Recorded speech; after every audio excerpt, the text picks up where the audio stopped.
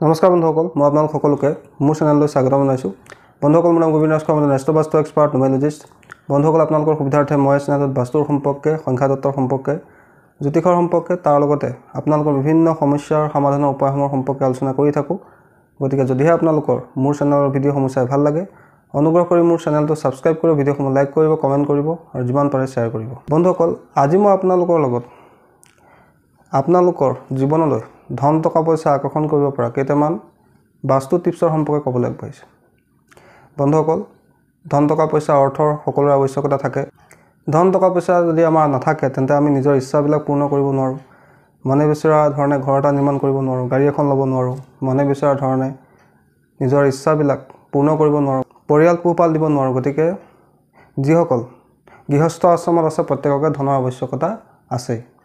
বন্ধুসকল, ধন টকা পইচা আহৰণ কৰিবৰ কাৰণে আমি সকলোৱে কৰ্ম কৰোঁ, কিন্তু কেতিয়াবা এনেকুৱা হয় যে আমি বহু চেষ্টা কৰিও আমি নিজৰ যিটো পজিশ্যন আছে পজিশ্যনটো উন্নতি কৰিব নোৱাৰোঁ। আৰ্থিক উন্নতি আমাৰ লাভ নহয়। ক'ৰবাত নহয় ক'ৰবাত আমাৰ সমস্যা হয়, ক'ৰবাত ধন টকা পইচা ফচি যায়, আমাৰ পইচা অপচয় হয়, অদৰকাৰীকৈ বহুত পইচা বেছিকৈ খৰচ হয়, সঞ্চয় নহয়, এই ধৰণৰ সমস্যা হয়। এই ধৰণৰ সমস্যা বিশেষকৈ আমাৰ ঘৰত যদি বেছিকৈ বাস্তুৰ দোষ থাকে, অৰ্থাৎ নিগেটিভ এনাৰ্জিৰ পৰিমাণ বেছি থাকে, তেতিয়া আমি সন্মুখীন হ'ব লগাত পৰে। বন্ধুসকল, বাস্তুৰ বিভিন্ন উপায় আছে যাৰ জৰিয়তে আমি আমাৰ ঘৰৰ আৰ্থিক উন্নতিৰ বাট মুকলি কৰিব পাৰোঁ। ইয়াৰ সম্পৰ্কে মই আগতেও আপোনালোকক বহুবাৰ ভিডিঅ'ৰ যোগেদি জনাইছিলোঁ। আজি মই আপোনালোকক আৰু কেইটামান বাস্তু টিপছৰ সম্পৰ্কে ক'ম, যিকেইটা টিপছ আপোনালোকে ফ'ল' কৰি আপোনাৰ জীৱনলৈ আপোনালোকে আৰ্থিক উন্নতিক কঢ়িয়াই আনিব পাৰে। বন্ধুসকল, আৰ্থিক উন্নতিৰ কাৰণে আমি বাস্তুত কেইটামান দিশ অত্যন্ত গুৰুত্বপূৰ্ণ বুলি বিবেচনা কৰোঁ। প্ৰথম দিশটো হৈছে উত্তৰ দিশ। বন্ধুসকল, উত্তৰ দিশটো অপৰচুনিটিৰ দিশ বুলি কোৱা হৈছে, ধন টকা পইচাৰ দিশ বুলি কোৱা হৈছে। যিহেতু আমাৰ জীৱনলৈ অপৰচুনিটি অৰ্থাৎ সুবিধা আহিলেহে আমি ধন ইনকাম কৰিব পাৰিম, সেইকাৰণে আমাৰ উত্তৰ দিশটো বাস্তুদোষমুক্ত হ'ব লাগে। তাত কোনো কাৰণতে টয়লেট কিটচেন ইত্যাদি নিৰ্মাণ কৰিব নালাগে। যদি নিৰ্মাণ কৰি থোৱা আছে তেন্তে তাৰ প্ৰতিকাৰসমূহ কিদৰে কৰিব লাগে সেই বিষয়ে মই আগতে আপোনালোকক এই চেনেলটোৰ মাধ্যমেৰে জনাই থৈছোঁ। আপোনালোকে মোৰ চেনেলটোত গৈ টয়লেট বা কিটচেনৰ ৰিমেডি সম্পৰ্কে চাই ল'ব পাৰিব। বন্ধুসকল, উত্তৰ দিশটোক ইম্পৰ্টেঞ্চ দিয়া আৰু এটা কাৰণ আছে যে উত্তৰ দিশৰ দিকপাল হৈছে কুবেৰ দেৱতা, যাক ধন টকা পইচাৰ সংৰক্ষক দেৱতা বুলি কোৱা হৈছে। সেইকাৰণে আমি আমাৰ ঘৰৰ উত্তৰ দিশটো চাফ চিকুণকৈ ৰাখিব লাগে, তাত কোনো ধৰণৰ বাস্তুদোষ হ'বলৈ দিব নালাগে। দ্বিতীয় দিশটো হৈছে দক্ষিণ পূব, যাক অগ্নিকোণ বুলি কোৱা হয়। এই অগ্নিকোণটো সাধাৰণতে কিটচেন নিৰ্মাণৰ কাৰণে বাস্তুশাস্ত্ৰত কোৱা হৈছে। তাৰোপৰি বহুতে এই দিশত টয়লেট নিৰ্মাণ কৰি দিয়ে বা পানী বৰিং, কুঁৱা, পুখুৰী, টিউবৱেল ইত্যাদিবিলাক তেওঁলোকৰ দক্ষিণ পূব দিশত থাকে। তেওঁলোকৰ কিন্তু আৰ্থিক সমস্যা এটাৰ পিছত এটা আহিয়ে থাকে। যিসকলৰ ঘৰত দক্ষিণ পূব দিশত টয়লেট আছে, পানীৰ উৎস আছে, কুঁৱা আছে, পুখুৰী আছে, দমকল আছে, তেওঁলোকৰ কিন্তু এটাৰ পিছত এটা আৰ্থিক সমস্যা আহি থাকে। আৰু যদি আপোনাৰ ঘৰত দক্ষিণ পূব দিশত যিটো কক্ষ আছে অৰ্থাৎ ৰুম আছে, তাত যদি আপোনালোকে ষ্ট'ৰ ৰুম বনাই ৰাখে, গধুৰ বস্তু অদৰকাৰী বস্তু জমা কৰি ৰাখে, তেতিয়াও কিন্তু আপোনালোকৰ মানি ব্লকেজ হ'ব পাৰে। সেইকাৰণে আপোনালোকেও দক্ষিণ পূব দিশটো যিমান পাৰে চাফ চিকুণকৈ ৰাখিব যত্ন কৰিব লাগে। পাৰিলে তাত কিটচেন নিৰ্মাণ কৰিব লাগে, আৰু যদি নোৱাৰে তেন্তে সেই দক্ষিণ পূব দিশৰ কক্ষটো আপোনালোকে চাফ চিকুণকৈ ৰাখিব লাগে। মা লক্ষ্মীৰ এখন চিত্ৰ লগাব লাগে।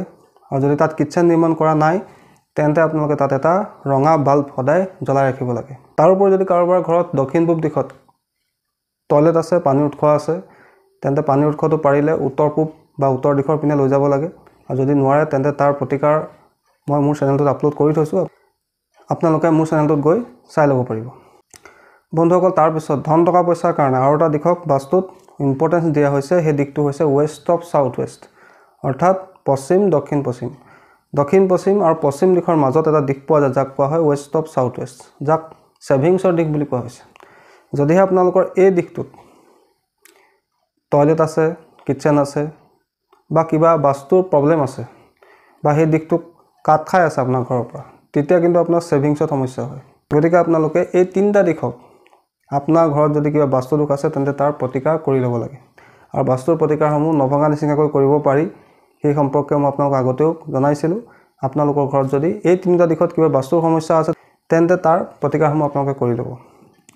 বন্ধুসকল, এতিয়া আহোঁ বাস্তু টিপছৰ সম্পৰ্কে, যাৰ জৰিয়তে আপোনালোকে আপোনাৰ ঘৰলৈ মানি এনাৰ্জি আকৰ্ষণ কৰিব পাৰিব, আৰ্থিক উন্নতি জীৱনলৈ কঢ়িয়াই আনিব পাৰিব।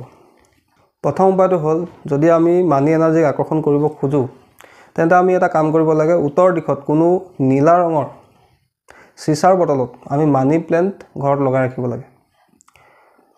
তাৰ লগতে আৰু এটা উপায় আপোনালোকে কৰিব পাৰে কোনো চিচাৰ পাত্ৰত আপোনালোকে মগুমা ৰাখিব পাৰে উত্তৰ দিশটো এনাৰ্জি দিবৰ কাৰণে কিন্তু তাৰ আগতে আপোনালোকে চাই ল'ব যে আপোনাৰ ঘৰ উত্তৰ দিশত কোন ধৰণৰ বাস্তু দোষ নাইতো যদি আছে তাৰ প্ৰতিকাৰ কৰি ল'ব দ্বিতীয়তে মানি এনাৰ্জিক আকৰ্ষণ কৰিবৰ কাৰণে আমি আমাৰ ঘৰৰ যিটো পূব দিশ আছে এই পূব দিশটো কানেকশ্যনৰ দিশ বুলি কোৱা হৈছে যিহেতু যদি বিজনেছ কৰা ব্যক্তি হয় আপুনি তেন্তে আপোনাৰ পইচা কানেকশ্যনৰ যোগেদি আহে ফোনৰ যোগেদি আপুনি এটা ডিল পায় বা আপুনি কাষ্টমাৰ লাভ কৰে তেন্তে আপোনাৰ ঘৰৰ পূব দিশত আপোনালোকে ক্ৰিষ্টেলৰ মাছ ৰাখিব লাগে ক্ৰিষ্টেলৰ মাছ কেনেকুৱা ধৰণৰ মই স্ক্ৰীনত আপোনালোকক দি দিছোঁ আপোনালোকে চাই ল'ব পাৰিব তাৰ লগতে যদি আপোনালোকে বিচাৰে যে আপোনালোকৰ ঘৰলৈ ডেইলি ইনকাম আহি থাকক য'ত ত'ত পইচা পাতি ফচি নাযাওক তাৰ কাৰণে আপোনালোকে আপোনাৰ ঘৰ দক্ষিণ পূব দিশটো চাফ চিকুণ কৰি ৰাখিব দক্ষিণ পূব দিশত ষ্ট'ৰ ৰুম নিৰ্মাণ নকৰিব দক্ষিণ পূব দিশটো ক্লাটাৰ ফ্ৰী কৰি যদি ৰাখে মা লক্ষ্মীৰ চিত্ৰ এখন লগাই ৰাখে ৰেড বাল্ব এটা লগাই ৰাখে বা যদি তাত আপোনালোকে কিটচেন নিৰ্মাণ কৰে তেন্তে অত্যন্ত ভাল যদি নোৱাৰে তেন্তে আপোনালোকে তাত এটা ৰেড বাল্ব সদায় জ্বলাই ৰাখিব লাগে তাৰোপৰি আপোনালোকে আৰু এটা উপায় কৰিব পাৰে কোনো চিচাৰ পাত্ৰত আপোনালোকে হালধীয়া কৰি আপোনালোকে কৰি নিশ্চয় চিনি পায় কৰি বিভিন্ন কালাৰৰ থাকে হোৱাইট কালাৰো পায় হালধীয়া ৰঙৰো পায় অকণমান তাক পিলা কৰি বুলি কোৱা হয় তেনেকুৱা হালধীয়া ৰঙৰ কৰি আপোনালোকে 21টা কোনো চিচাৰ পাত্ৰত ৰাখি আপোনাৰ ঘৰ দক্ষিণ পূব দিশত ৰাখি দিব দ্বিতীয়তে যদি আপোনালোকে আপোনাৰ ঘৰত সেভিংছৰ সমস্যা হয় তেন্তে আপোনালোকে পাৰিলে আপোনালোকৰ কেছ বক্সটো য'ত আপোনালোকে পইচা পাতি ৰাখে কেছ বক্সটো পাৰিলে ৱেষ্ট অফ সাউথ ৱেষ্ট অৰ্থাৎ দক্ষিণ পশ্চিম আৰু পশ্চিমৰ মাজত ৰাখিব যত্ন কৰিব আৰু দুৱাৰখন এনেকৈ ৰাখিব যাতে পূব দিশলৈ মেল খায় বা উত্তৰ দিশলৈ মেল খায় তাৰোপৰি আপোনালোকে সৰু উপায় এটা কৰিব পাৰে আপোনালোকে কোনো মাটিৰ পাত্ৰত এটা কিনি আনিব য'ত পইচা ভৰাব পাৰি তেনেকুৱা মাটিৰ পাত্ৰ এটা আপোনালোকে এই ৱেষ্ট অফ সাউথ ৱেষ্ট দিশটো ৰাখি থ'ব আৰু তাত পাৰিলে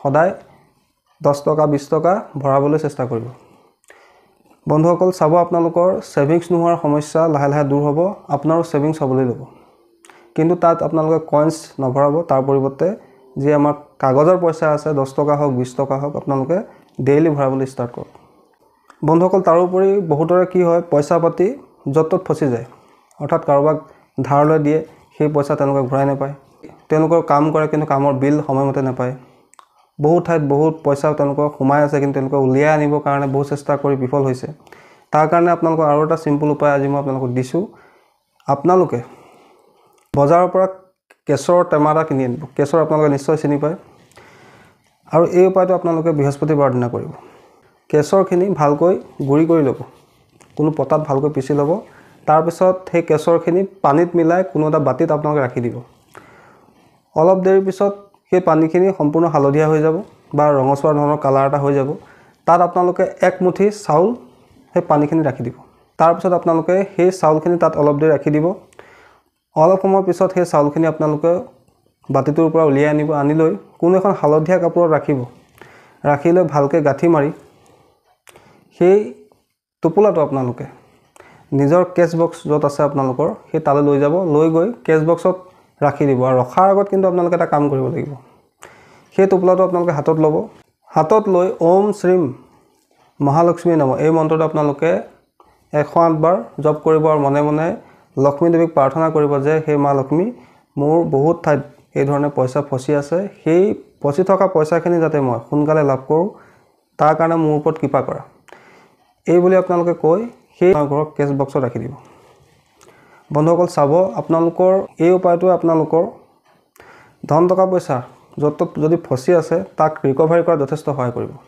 বন্ধুসকল এইদৰে আপোনালোকে এইটো উপায় কৰিব পাৰিব তাৰোপৰি আপোনালোকৰ ধন টকা পইচা যাতে অপচয় নহয় তাৰ কাৰণে আপোনালোকে কেতিয়াও আপোনাৰ ঘৰত পানীৰ অপচয় নকৰিব আপোনাৰ ঘৰত যদি পানী কৰবাত টেপ লিক কৰিছে পাইপ লিক কৰিছে তেন্তে তাৰ আপোনালোকে সোনকালে ৰিপেয়াৰিং কৰাৰ ব্যৱস্থা কৰিব যদি আপোনাৰ ঘৰত পানীৰ অপচয় হয় অদৰকাৰীকৈ পানী খৰচ হয় তেন্তে আপোনাৰ টকা পইচা অদৰকাৰীকৈ খৰচ হ'ব বন্ধুসকল এইখিনি কথা আপোনালোকে ধ্যান ৰাখিব আশা কৰিছোঁ আজি আপোনালোকৰ আৰ্থিক উন্নতিৰ কাৰণে আমি কি বাস্তু টিপছ ফলো কৰিব লাগে সেই বিষয়ে আপোনালোকে গম পালে আশা কৰিছোঁ আপোনালোকৰ ভিডিঅ'টো ভাল লাগিলে যদি ভাল লাগিলে অনুগ্ৰহ কৰি ভিডিঅ'টো লাইক কৰি দিব কমেণ্ট কৰিব আৰু মোৰ চেনেলটো ছাবস্ক্ৰাইব কৰিব ধন্যবাদ